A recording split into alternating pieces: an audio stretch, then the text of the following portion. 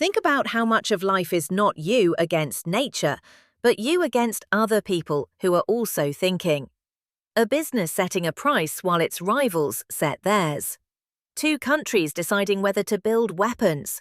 Drivers all picking a route. A poker table, even asking someone out. In all of these, the best thing for you to do depends on what everyone else chooses to do. And they're reasoning about you at the same time you're reasoning about them. George, our last paper in this batch, is by a mathematician named John Nash in 1950, and I'm told that in a paper barely a page long, written when he was around 21, he gave a single idea that lets you analyze every one of those situations. That sounds too broad to be real. What's the idea? It is that broad, and it's a fitting way to close the batch because it has the same shape as almost everything else we've done. One deceptively simple idea with staggering reach, and like several of our papers, a hidden sting in its tail. So here's the path. First, what game theory even is, and why, before Nash, it could only handle a narrow slice of these situations.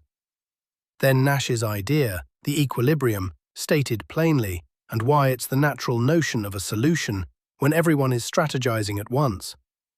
Then the theorem that made it universal, that such a solution always exists. Then the single most famous example in all of social science, the prisoner's dilemma, which contains the sting, a case where everyone behaving perfectly rationally leads everyone to a worse place. And finally, the astonishing reach of this one concept, from economics to evolution, and the deep, uncomfortable lesson it leaves us with. Let's start with game theory. What was it before Nash, and why was it limited? The field had been founded, magnificently, in the 1940s by John von Neumann. Yes, the same von Neumann who understood Gödel and who shaped the modern computer, together with the economist Oscar Morgenstern.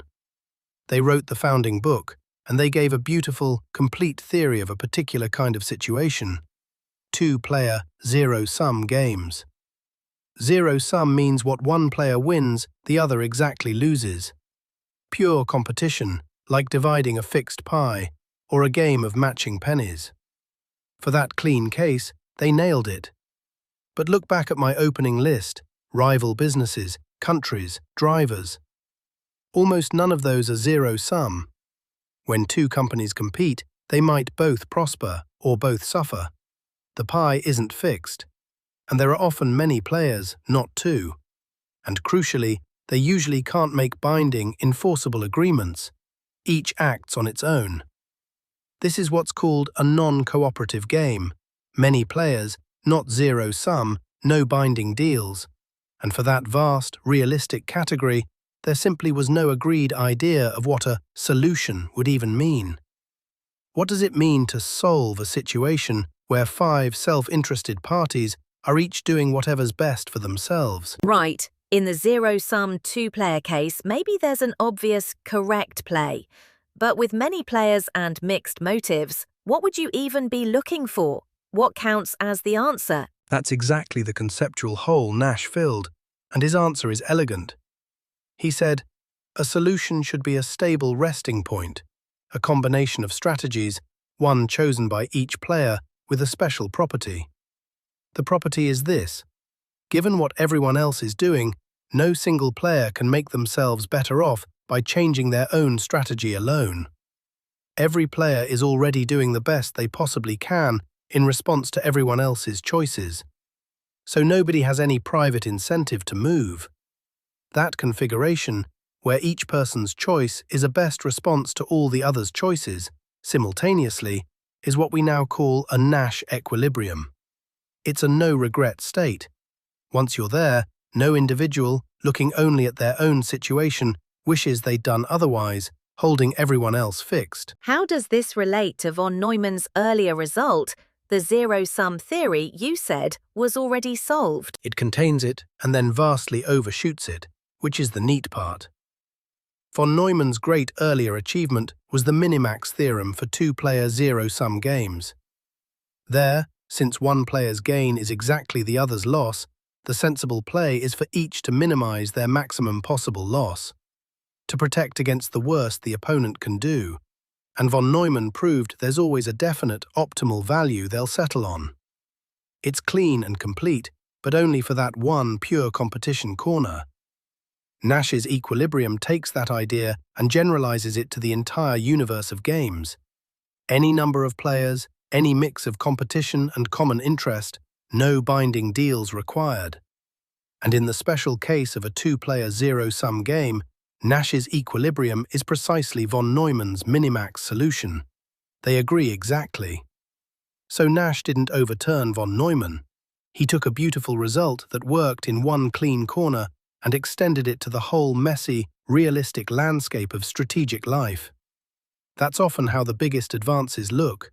Not a demolition, but a generalization that suddenly covers everything. Let me test my understanding with the simplest case. Everyone driving on the same side of the road. If we're all driving on the right, do I want to switch to the left? Perfect example. And no, obviously not. You'd crash. Given that everyone else is driving on the right, your best response is also to drive on the right. Nobody gains by unilaterally switching. So, everyone drives on the right is a Nash equilibrium, a stable convention nobody wants to break alone. But here's something that example already reveals. Everyone drives on the left is also a Nash equilibrium, equally stable. There can be more than one equilibrium, and that's realistic. Some countries settled on one, some on the other, and once a country is in one, it stays there, because no single driver can afford to deviate. So the concept immediately captures something true about the world: stable conventions, and the fact that which convention you land in can be a matter of history, not logic. If there can be several equilibria, drive left and drive right, both stable, how do people know which one to land on when there's no law to pick for them? Great question, and it points to a real gap the pure theory leaves open. A gap the economist Thomas Schelling filled with a lovely idea called the focal point, sometimes just the Schelling point. When a game has many equilibria and no rule to select among them, people often coordinate on the one that stands out for reasons outside the mathematics. Something salient, culturally shared, an obvious landmark. His famous thought experiment: suppose you have to meet a stranger in New York City on a particular day, but you can't communicate at all about where or when. Where do you go? Astonishingly many people answer the same way. Some obvious spot, at noon. A place everyone expects everyone else to think of too. It's not that that meeting spot is mathematically better than any other. It's that it's the obvious choice everyone expects everyone else to choose, so expectations converge on it. That's a focal point. It shows that real coordination runs partly on shared expectations, culture, and salience. A whole human layer sitting on top of Nash's clean mathematics, doing the job of picking which equilibrium we actually land in. Okay, so an equilibrium is a no one wants to move configuration. But how do you know one always exists? Maybe some tangled game just doesn't have such a stable point. That's the deep question. And answering it is what turned Nash's definition from a nice idea into a foundational tool. Because a solution concept is only useful if solutions reliably exist. If half the games you care about had no equilibrium, the idea would be a curiosity. Nash proved a theorem. Every finite game, meaning finitely many players, each with finitely many choices, has at least one Nash equilibrium. Always, guaranteed. There's a catch in the fine print we'll get to about what kind of strategy it might be, but the headline is unconditional. A stable point always exists. And the way he proved it is lovely. He used what's called a fixed point theorem, a result from topology that says, roughly, that certain kinds of continuous transformations must always leave at least one point unmoved. He showed that finding an equilibrium is equivalent to finding such an unmoved point, which is guaranteed to exist. So the existence of a no one wants to move configuration follows from a deep fact about the geometry of continuous maps. That universality, a solution always exists, is what let this one idea spread across every field that deals with strategy. Did the mathematical world immediately see how big this was? Did von Neumann, the founder, embrace it? Famously, no, and it's a wonderful cautionary tale. The story goes that when the young Nash brought his equilibrium idea to von Neumann, by then a towering figure, the same von Neumann who grasped Gödel instantly and helped invent the computer, von Neumann brushed it off. He reportedly called it trivial, just an application of a known fixed-point theorem, a minor mathematical step. Having proved the deep minimax theorem himself, he may have seen the generalization as a small footnote, and he was, on the significance, completely wrong. That trivial idea became the foundation of modern economics and spread into biology, political science, and computer science. It's a recurring theme across these episodes, actually. Planck disowning his own quantum, von Neumann shrugging at Nash's equilibrium. Even the greatest minds can fail to see the importance of a simple idea, sometimes precisely because it looks too simple. The depth of Nash's contribution wasn't the mathematics of the proof, it was recognizing that this stable point was the right definition of a solution for all of strategic life. All right, you've been promising a sting, a dark side. Hit me with the prisoner's dilemma. The prisoner's dilemma, and it is genuinely one of the most important ideas in social science because it shows that a Nash equilibrium, a perfectly stable, rational outcome, can be collectively terrible. Here's the setup. Two suspects are arrested and held separately, unable to communicate. Each is offered the same deal. If you betray your partner and they stay silent, you go free and they take the heavy sentence. If you both stay silent, the police can only pin a minor charge on each of you, a light sentence for both. But if you both betray each other, you both get a moderately heavy sentence. Now reason it through as one prisoner, coldly, in your own interest. So I'm sitting there, I don't know what my partner will do. Let me think about my options depending on theirs. Do exactly that. Consider both cases. Suppose your partner stays silent. Then you can stay silent too for a light sentence, or betray them and go completely free. Free is better. So if they're silent, you should betray. Now suppose instead your partner betrays you. Then you can stay silent and take the heavy sentence alone, or also betray and get the moderate sentence. Moderate is better than heavy, so if they betray, you should also betray. Look at what just happened. No matter what your partner does, silent or betray, your best move is to betray. Betraying beats staying silent in both cases. So a rational, self-interested prisoner betrays. And here's the gut punch. Your partner, reasoning identically, reaches the identical conclusion and also betrays. So you both betray, and you both get the moderately heavy sentence. But wait, if we'd both just stayed silent, we'd both have gotten the light sentence. We both did the rational thing, and we both ended up worse off than if we'd cooperated. That is the entire devastating point. Both betray is the Nash equilibrium. It's stable because given that your partner is betraying, you'd be a fool to switch to silent and take the heavy sentence alone. Neither of you can improve by unilaterally changing. So it's a genuine equilibrium, the outcome rational players are driven to. And yet, both silent would have been better for both of you.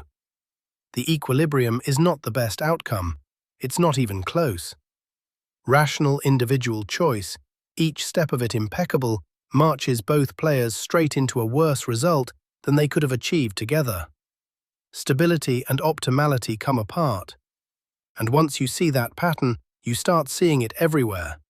Situations where everyone acting in their own rational interest produces an outcome that's bad for everyone. One worry before the examples. Does reaching a Nash equilibrium require every player to be a perfect, all-knowing, rational calculator? Because real people, and certainly animals, aren't. That's a really important worry, and the reassuring answer is no. Nobody has to consciously compute anything. An equilibrium is a resting point, and there are several different roads that lead to it. Perfect rational calculation is one road, sure, but another is plain trial and error. Each player, over time, just drifts toward whatever has been working better for them against what everyone else seems to be doing. Adjusting, learning, imitating success, and a system of such adapting players can settle into a Nash equilibrium without any single one of them ever doing the math or even knowing the concept exists. And the most striking road of all, which we're about to get to, is evolution. Natural selection can drive a whole population to an equilibrium with literally zero thinking involved, just differential survival. So, assume rational players is the cleanest way to introduce the idea, but it's not a requirement for it to apply.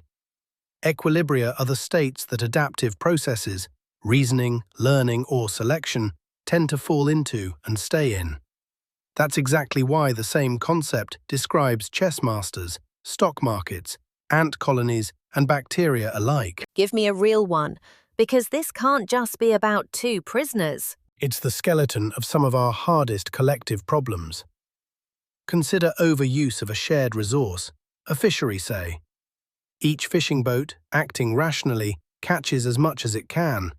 That's each one's best response. But if every boat does that, the fishery collapses and everyone loses their livelihood. Each individual's rational choice, fish hard, is like betray, and the collective result is ruin, even though everyone would be better off if all restrained themselves. That's the famous tragedy of the commons, and it's a prisoner's dilemma with many players. Or an arms race. Each nation, rationally, builds weapons for its own security. But when all do, everyone is poorer and no more secure than before. Or carbon emissions and climate. Each actor gains by burning cheap fuel, but the shared result harms all. In every case, the trap is the same. The stable equilibrium of rational self-interest is collectively worse than cooperation, and cooperation is hard precisely because it isn't a stable equilibrium. Anyone can gain by defecting from it. You keep saying the equilibrium is worse than the optimum. Can you actually measure how much worse? Put a number on the damage? You can, and there's even a name for it. The price of anarchy, a measure of the gap between the outcome of everyone acting selfishly and the best outcome a coordinator could arrange. And there's a startling example from traffic that I love, called Braess's paradox. Take a road network that's congested and ADD a brand new road to it. More capacity, which surely can only help, right? But because every driver selfishly reroutes onto whatever path is now fastest for them, the new equilibrium can leave everyone with a longer commute than before the road was built. Adding a road makes the traffic worse. It's not a trick of arithmetic. It's been observed in real cities, where closing a road has sometimes improved the flow. It's the prisoner's dilemma in an asphalt costume. Each driver's individually rational choice of the fastest route, added together, producing a jam that's collectively worse. So the price of anarchy isn't abstract. You can sit in it on your commute. And measuring it tells planners exactly how much a little coordination, a toll, a smarter design, could be worth. That's genuinely bleak. Is there any escape, or does the math just condemn us to these traps? The math doesn't condemn us. It diagnoses the trap precisely, and precise diagnosis is what lets you design your way out. Because notice why the dilemma bites. The players can't make binding agreements, and they interact only once, in isolation. Change those conditions, and the trap can loosen. If the game is repeated over and over, if you'll face the same partner again and again, then cooperation can become rational because betrayal today can be punished tomorrow, and reputations matter. If you can build institutions that enforce agreements, treaties with teeth, fishing quotas with penalties, contracts, you effectively change the payoffs and can make cooperation the stable choice. So understanding the equilibrium isn't a counsel of despair, it's the blueprint for the escape.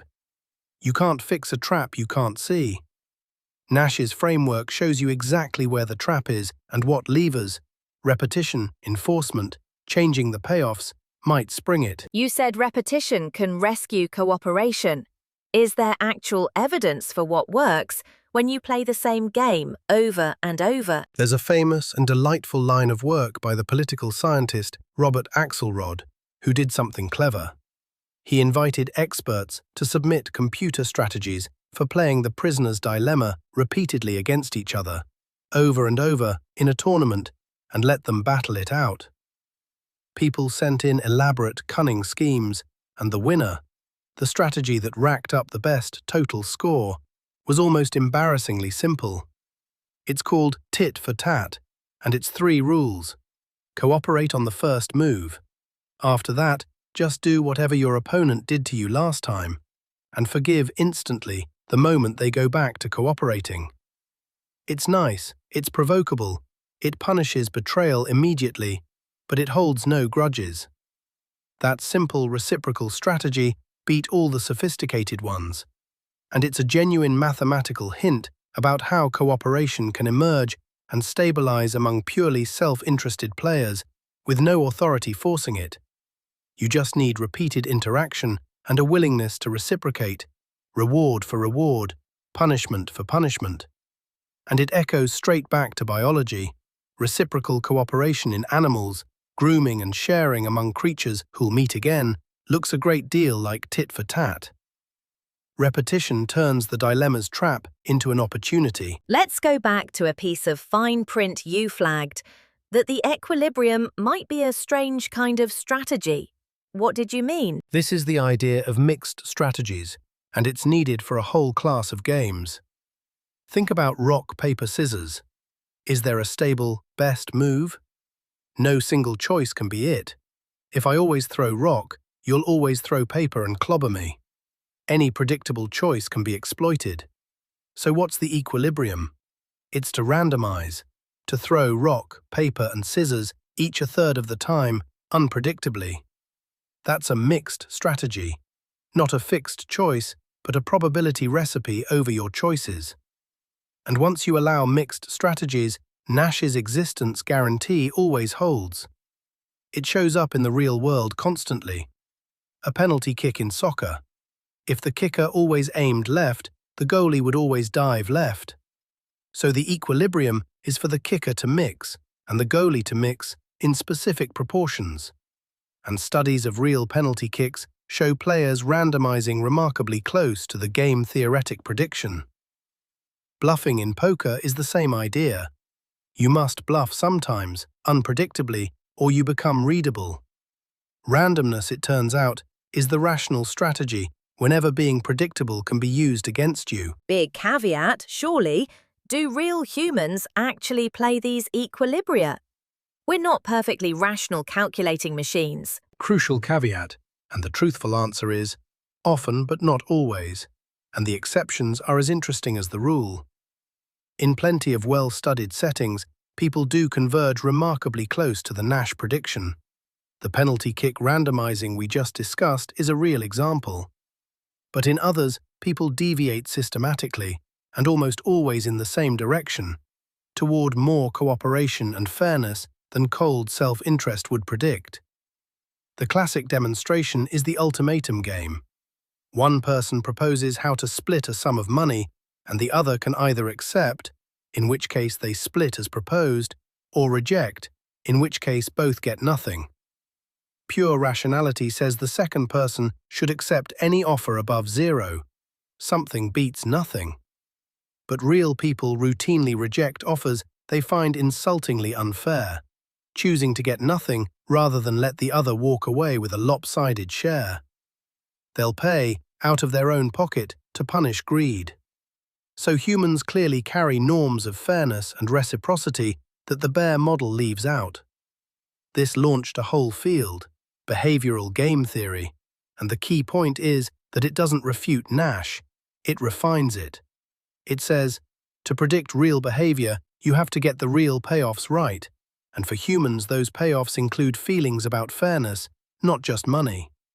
Once you include those, the equilibrium framework still works. So we've got the concept, the existence guarantee, the trap, and the randomizing. Let's talk reach. You said this went far beyond math. Its reach is genuinely staggering, and it starts with economics. which it simply transformed. Before Nash, economics struggled to model competition among a few firms, or bargaining, or any situation with a handful of strategic actors. Nash equilibrium became the central tool for analyzing how competing firms set prices, how buyers and sellers bargain, how oligopolies behave. And it became intensely practical. Modern auctions are designed using this theory. When governments auction off radio spectrum for cell networks, sales worth enormous sums, the rules of the auction are engineered by game theorists so that the equilibrium behavior of bidders produces an efficient outcome. That's Nash's idea, literally designing multi-billion-dollar markets. It reshaped political science, the study of voting and coalitions and international relations. And Nash himself received the Nobel Prize in Economics for it in 1994, more than 4 decades after that barely a page paper. Designing the auction rules so the equilibrium comes out the way you want, that flips the whole thing around, doesn't it? It completely flips it, and it's one of the most powerful ideas to grow out of Nash. It's called mechanism design, sometimes reverse game theory. Ordinary game theory takes a game as given and asks what its equilibrium is. Mechanism design runs the arrow backward. You start with the outcome you want, say, an auction that reliably sells the item to whoever values it most, at a fair price, with nobody able to profit by lying or gaming it. And then you design the rules of the game so that when self-interested players each chase their own advantage, the equilibrium they're driven to is exactly the outcome you wanted. You engineer the incentives so that rational selfishness ends up doing the right thing on its own. And this is intensely practical. It runs the real auctions governments use to sell radio spectrum for billions, the systems that match medical graduates to hospital residencies, students to public schools, even kidney donor exchanges that save lives. Several Nobel Prizes have gone to it, and it's the hopeful, constructive flip side of the prisoner's dilemma. Game theory doesn't only diagnose the traps that self-interest walks us into, it lets us build games whose equilibria are outcomes we actually want, designing the incentives so that cooperation itself becomes the stable choice. And you hinted it reaches all the way into biology. Back to our Darwin episode. How does game theory touch evolution? This is my favorite piece of the reach, and it's a direct callback. In evolution, there's no rational calculation at all. But there's still strategy, in a sense, because how successful a trait is depends on what everyone else in the population is doing. Think of animals competing for a resource. A strategy of always fighting aggressively does well if everyone else is meek, but terribly if everyone else is also aggressive and you keep getting injured. So the success of a behavior depends on the mix of behaviors around it, exactly the structure of a game. Biologists, led by John Maynard Smith, adapted Nash's idea into what's called an evolutionarily stable strategy, a mix of behaviors in a population that natural selection can't invade. No rare mutant strategy can do better and spread. And it's essentially a Nash equilibrium reached not by reasoning but by selection. It explains why populations settle into stable proportions of, say, aggressive and cautious individuals, and it connects to things we discussed in the Darwin episode. Why certain traits, even seemingly wasteful ones, persist, because they're the stable strategy given what everyone else is doing. Nature plays Nash's game without a single player ever doing arithmetic. That's a beautiful bridge. The same equilibrium reached by thinking in humans and by dying in animals. Before we close, we should say a word about Nash himself, because his is a famous and difficult story. It is, and it deserves to be told simply and with dignity, without turning it into a fable. Nash did this foundational work extraordinarily young, and then, in his 30s, he was struck by severe schizophrenia, decades of profound illness that derailed his career and his life for a very long time. And then, remarkably, in his later years, he experienced a substantial remission, returned to mathematics, and lived to receive the Nobel Prize for the work of his youth. That arc, landmark early work, long illness, recovery, recognition, became widely known through the book and film called A Beautiful Mind. I'll just say, it's a real human being's hard life, not a tidy parable, and the mathematics stands entirely on its own regardless. But there's something poignant in the fact that a mind that struggled so much with the boundary between reality and unreality gave us one of our sharpest tools for understanding how rational agents actually behave. So, as the last paper in this batch, pull the thread for me. What's the lasting lesson of Nash's equilibrium? The lasting lesson is a double edge, and it's a fitting note to end a batch of great papers on. On one side, Nash gave us a universal lens for any situation where the outcome depends on the choices of multiple strategizing parties: markets, elections, wars, ecosystems, traffic, treaties. There's a stable solution. It always exists, and we can find it and reason about it. That's an extraordinary intellectual gift, and it's why game theory now underpins economics, biology, political science, and computer science. But on the other side is the sting we kept circling, that stable does not mean good.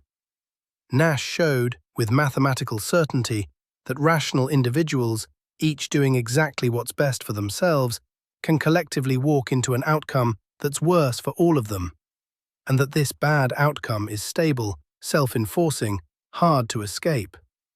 It's the mathematics of why cooperation is so hard and so precious, why we build institutions and treaties and laws, because without them, the equilibrium of pure self-interest can trap us all. From two prisoners in separate rooms to the whole planet negotiating over carbon, it's the same little proof, warning us that being individually rational is not enough. That's a large thing to fall out of a paper barely a page long, written by someone barely out of his teens. Every situation where your fate depends on other minds has a stable solution. And its deepest lesson is that all of us, being perfectly rational, can still steer all of us into a trap that cooperation would have avoided. A fitting close. Thank you, George, and thank you for this whole run of great papers. A real pleasure, start to finish. Mind the equilibria,